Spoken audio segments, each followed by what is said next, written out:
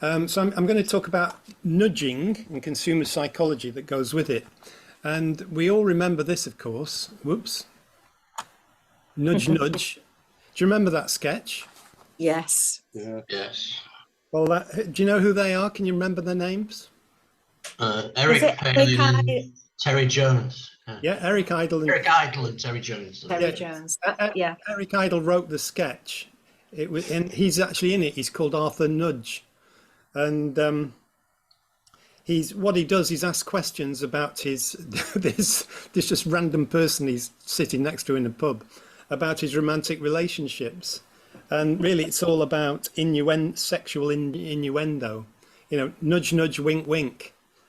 The Polari from yesterday, which was full of innuendo, wasn't it? Things weren't said outright, they just implied it so that they didn't run foul of the BBC censors on Round the Horn.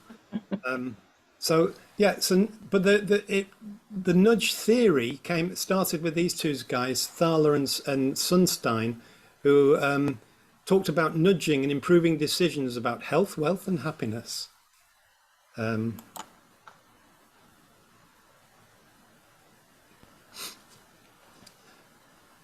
this was the idea. This is an idea of the sort of thing that nudges can do. Reduce your speed, save lives, which is a very worthy kind of comment to make. But the one that they found far more favourable was the one on the right, was who hates speeding tickets? Raise your right foot. So it includes a little bit of humour and actually tells you what to do. And it was far more successful. And in fact, with the introduction of those average speed cameras, they found that casualties on the stretch where it was first tried in Scotland, on the A77, casualties fell by 37%. So it wasn't just that people were reducing their speed to the one that they had to, but that was causing fewer accidents. So I think whilst people might find those average speed cameras irritating, I really like it when I come across them, because it means you don't have to accelerate and decelerate all the time to overtake people. You just keep at the speed. I'd be quite happy personally, perhaps it's just a sign of old age, of going along at 50 all the time on the motorway, and with the average speed cameras everywhere. Anyway, now the one of the interesting things about it is that David Cameron picked up on this and came up with something called, well, it wasn't called the nudge unit, but that's what everybody called it. I think that it was called something like the behavioural behaviour something, I don't know, unit. But these are the sort of things that we've had nudges in terms of the sort of things we look at. Have you noticed on things like the evening news? I don't know whether anybody reads it online. It's really irritating to look at, but it does have local news on. But they've got these tiny, lots and lots of little photos of things with things like, do you remember this actress in EastEnders in the 1970s? Imagine, can you believe what she looks like now? So you know, those sort of things. And They're awful, those. And then you click on them and you find you've got to go down about several adverts and whatever till you actually come across the photo of what they look like now. So that's one. They all use them, which was really irritating. They've got even got the same language, but it still must work because people are clicking on them. Clickbait, I think it's called, isn't it now? And of course, 1001 Nights was one of the original cliffhangers, and it's still being told 1,500 years later. What was it? Was she supposed to have? What was her name? Scheherazade, was it? Something I can't remember. Yeah. And she had to tell a different tale every night to stop being, was it killed or something? I don't know. Beheaded, I think. Yeah, she was going to be killed in the morning if she didn't. Pretty grim, that, isn't it? It's certainly an incentive to work on your script. I'd have worked on a dagger myself, but it's a bit like Graham Norton's Red Chair, isn't it? You know, you tell an interesting story, or otherwise you get kicked off it. Yeah, or those on comedy nights where they have somebody with a hook hooking you out if you're not funny enough and things. Yeah, and of course Charles Dickens was a great user of that with his published in weekly bits, each ending in a cliffhanger. I can also remember going to the cinema, you know, the children's cinema that they used to have on Saturday mornings, I think it was. Yeah. Yeah. And they'd have really old American sort of films with Buster Crabbe and people like that in it. Flash And they'd Gordon. Ash Gordon. Yeah. Flash Flash. and they'd end up with ridiculous cliffhangers that seemed to go on forever. And then the cliffhanger was still going when you saw the next episode the next time. It was it drove me potty, that the way they did it, but it was obviously successful. So cliffhangers are one good example of nudging. So Like the Archers. yes, they do, don't they? They do use them. Yes. Terrible. Apparently, Ernest Hemingway finished every day writing in the middle of a sentence. I learned never to empty the well of my writing, but always to stop when there was still something there in the deep part of the well, and let it refill at night from the springs that fed it. Woo. There you go. So, by the way, I keep fooling around with these artificial intelligence image generation. That's when I asked it to do one on Arabian Nights on the left. Thought it was just quite a nice picture. Right. So, social proof is the idea we follow the actions of others by taking the safe option. It's a bit. I remember the phrase they used to say when you were interviewing people. No, when they were thinking of getting a company to work on their computers, you never get fired for hiring IBM. You know, so if you go with the safe option, you're far less likely to get into trouble when it doesn't go right. Whereas if you choose something a bit sort of dodgier, then you, or not as respected, but maybe better value, you might get into trouble about it. You can also personalize this social proof by making it more relevant to where you are, as if it's targeted personally at you. You know, so you can say 9 out of 10 people in England pay their tax on time, and it's better to say 9 of 10 people in Manchester when it's targeted at you, and various, you know, if it's Sheffield, it'd be Sheffield, paid their tax. Or what 1 out of 10 people in the Houses of Parliament. Yeah. He's got Nice one, Graham. I like that. That's a good one. But it works because more people pay their tax, and the nudge unit came out with this one, and it saved several £1 million by doing it, by personalising it to you. It's like I got a leaflet on the global crisis from, I don't know, must be the local group on it, and it says Chorlton's global crisis. It wasn't like just anywhere in the world, but it was Chorlton, the Chorlton global crisis, and it made me have a look at it at least, even think, what's that about? But of course it wasn't. It was just making it, using clickbait, I suppose, the equivalent of that. Was a physical leaflet. That the nudge unit, David Cameron's, also was responsible for quite a lot of the phrasing around the coronavirus. Let's not go into all the other aspects of this. We could be here forever. So it was based on nudging the public to change behaviour and to try and get people to people individually responsible. So it was trying the sort of phrases as washing hands, coughing into tissues, self-isolating, as opposed to closing schools, universities, and large events.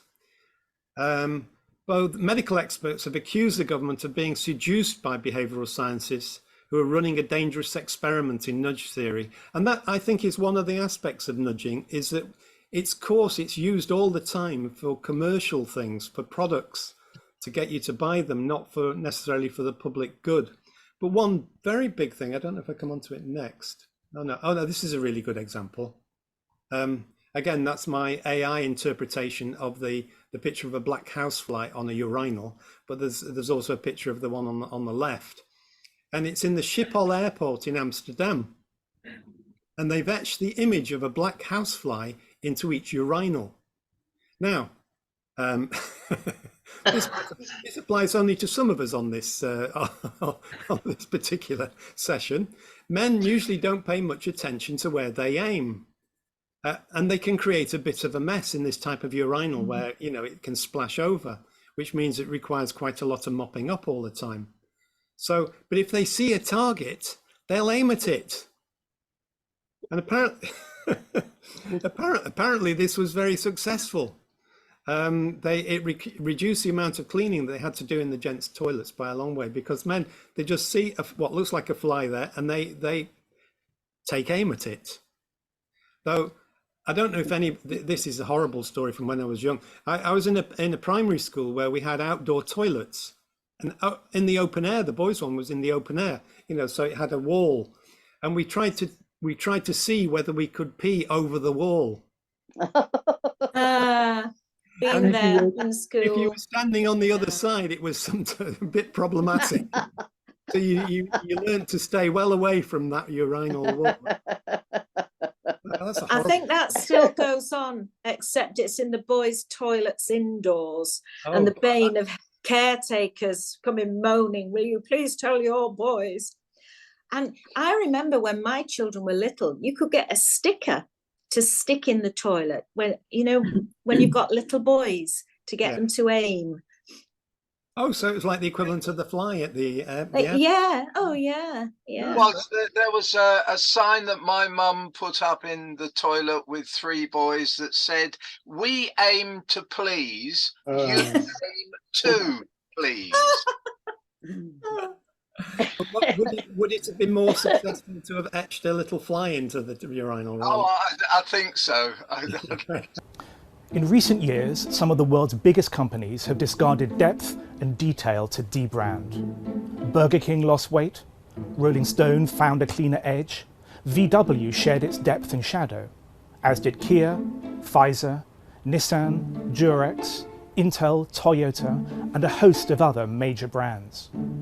Even the munchable hero Julius Pringle had a flattening make-under, with shaved head, dyed moustache, dilated eyes, and new pre-sprung eyebrows.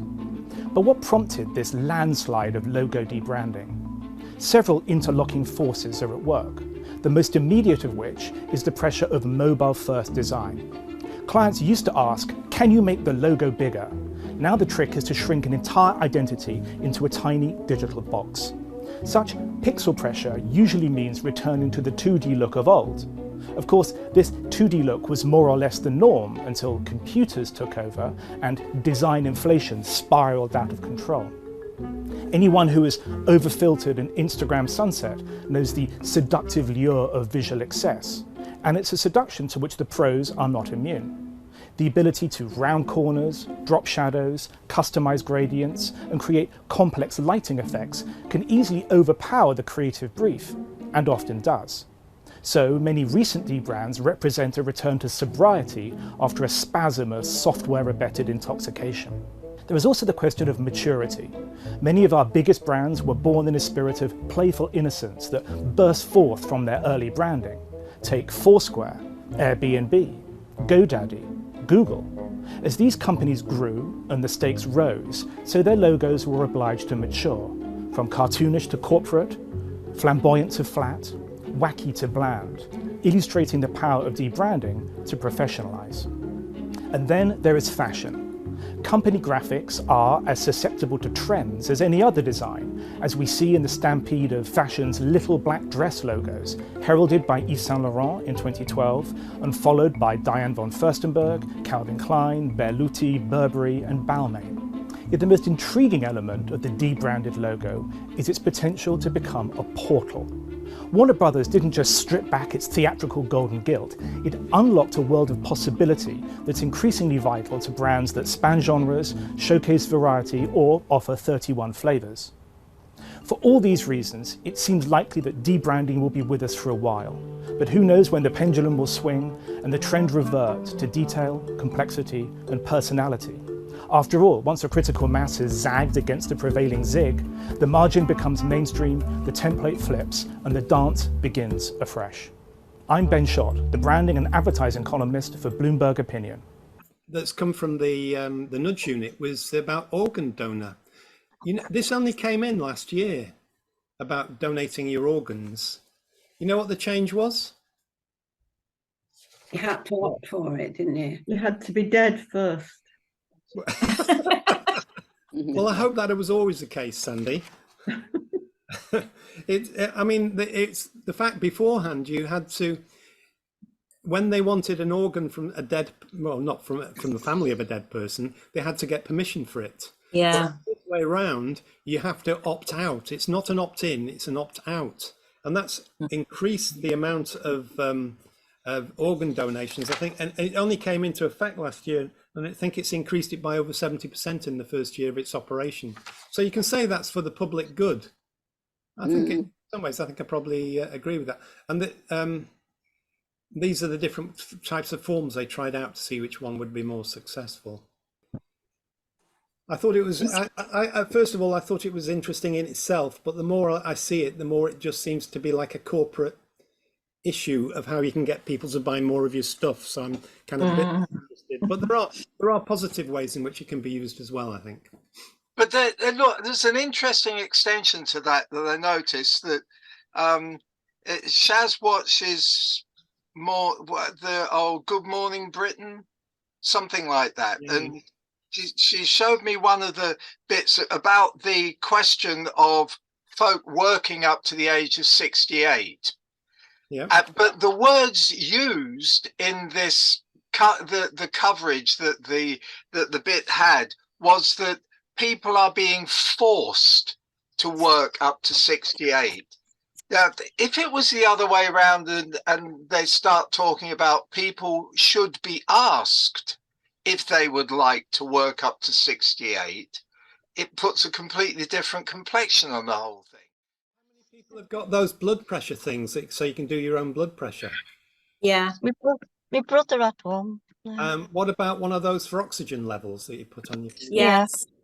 My brother had one of those. Yeah. Only because of COVID, I thought I'll get